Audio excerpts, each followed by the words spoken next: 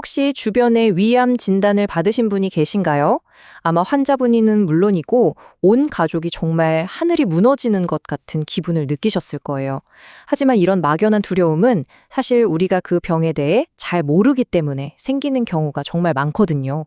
그래서 오늘 이 자료를 통해서 위암이 대체 어떤 병인지 제대로 한번 알아보고 그 알을 통해서 두려움을 이겨내는 여정을 함께 시작해 보겠습니다.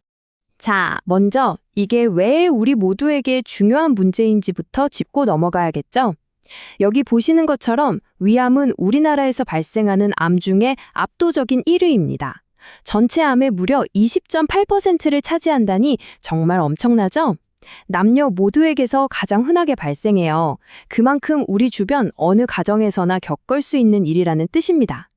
그렇기 때문에 오늘 이 내용이 두려움을 이겨내고 치료에 대한 확신을 갖게 해주는 아주 든든한 무기가 되어줄 겁니다. 그럼 우리 여정의 첫 번째 단계로 한번 들어가 볼까요? 바로 적을 아는 것. 위암이 정확히 어떤 병인지 이해하는 시간입니다. 암을 제대로 이해하려면 딱 두 가지 특징만 기억하시면 돼요. 이 그림이 정말 잘 보여주는데요. 첫째는 통제가 안 되는 성장이에요. 정상세포는 우리 몸의 신호를 잘 따르는데 암세포는 그걸 무시하고 그냥 제멋대로 막 자라면서 주변을 파괴하는 거죠. 그리고 둘째는 바로 전이 능력입니다. 암세포가 핏줄이나 림프관을 타고 다른 곳으로 이사를 가는 거예요.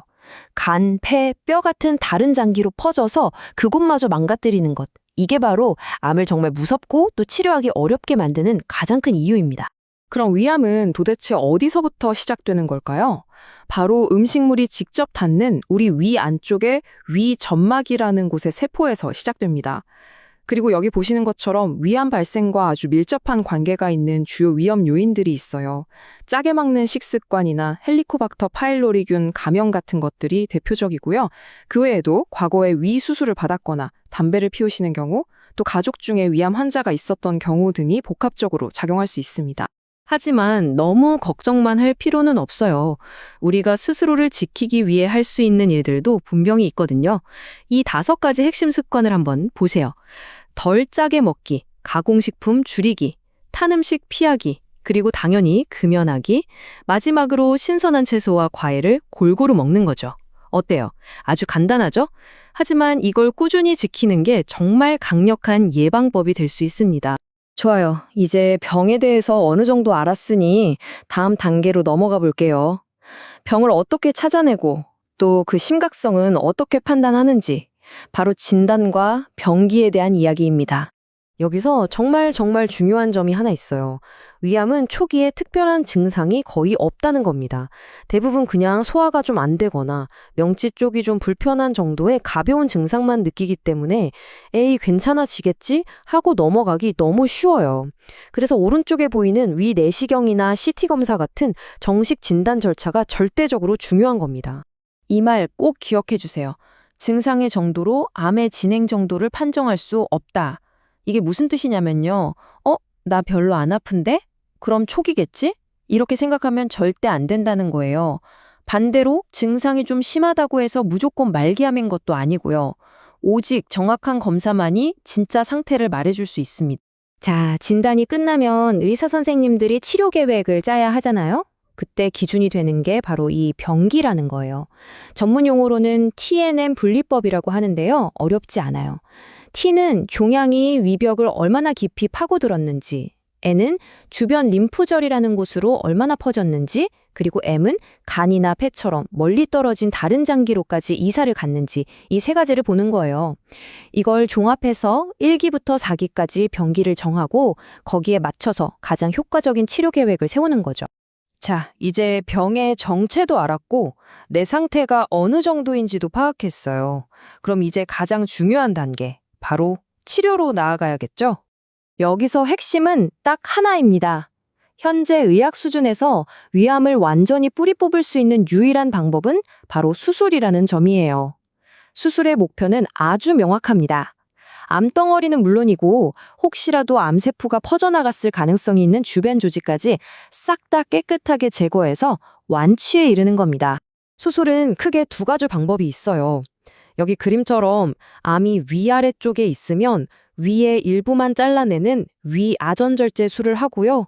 암이 위쪽 부분에 있으면 위 전체를 잘라내는 위전절제술을 합니다.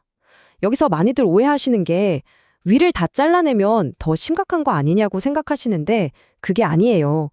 암의 심각성이 아니라 암의 위치에 따라서 수술 범위가 결정되는 겁니다. 그리고 위를 모두 절제해도 얼마든지 정상적인 생활이 가능합니다.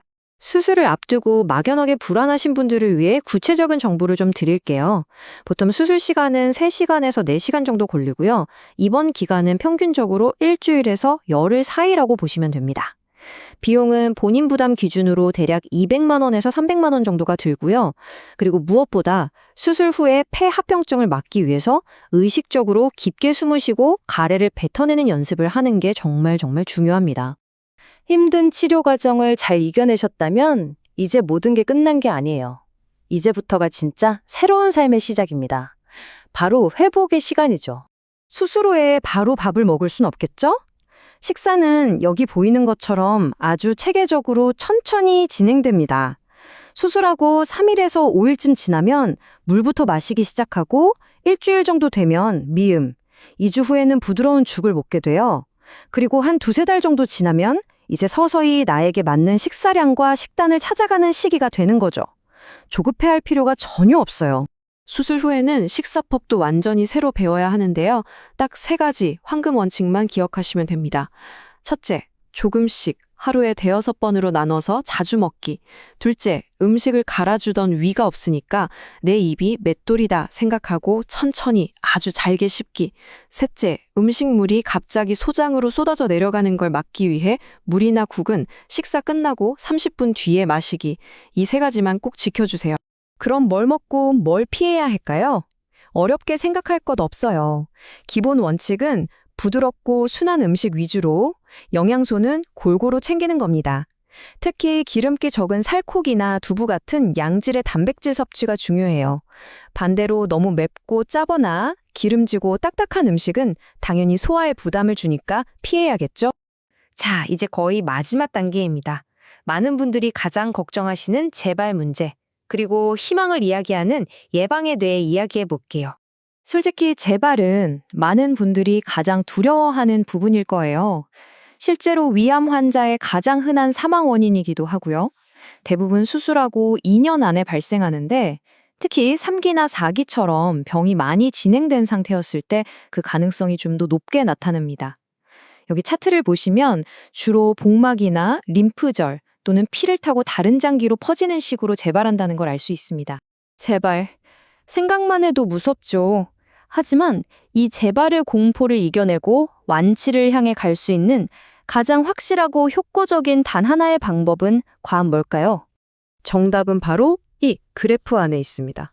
보세요. 바로 조기 진단입니다. 조기 위암일 때와 이미 많이 진행된 위암일 때의 완치율 차이가 보이시나요? 이건 비교가 불가능할 정도죠.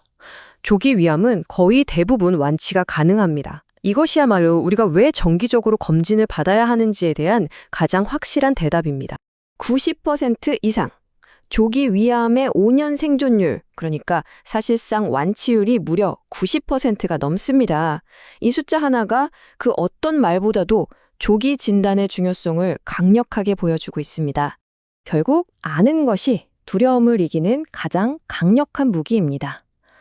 오늘 우리는 위암에 대해 정말 많은 것을 알게 됐죠? 이제 여러분 손에는 알미라는 아주 강력한 무기가 쥐어져 있습니다. 여러분은 이 무기를 가지고 무엇을 하시겠습니까? 부디 정기적인 검진이라는 행동으로 옮겨서 여러분 자신과 소중한 가족의 건강을 지켜내시길 바랍니다.